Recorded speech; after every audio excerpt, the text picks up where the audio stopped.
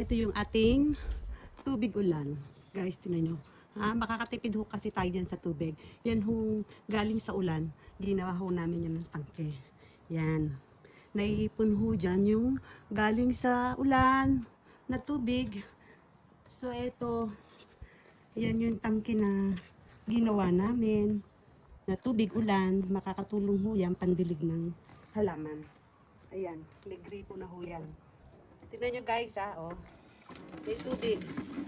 Yan. Lakas ho ng tubig na galing dito sa tangke. Makakatipid tayo guys, pandilig-dilig ng halaman, o kahit yung panghugas-hugas. Diba? Ang lakas ng tulo yan dahil malaki yung pinaka-ano ng gripo. Yan. Yan guys. Pandilig ng halaman. Ating tubig ulan. Diba? Ano na tayo niyan. Tipid. Affordable. Affordable ba? Tawag yan. Basta yan. Tubig sa ulan yan eh. Oh. Yan.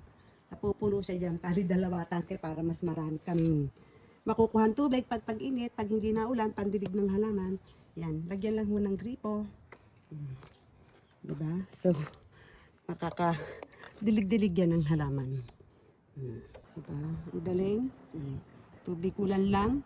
Pero makapit-pit tayo. May pandilig na tayo ng halaman.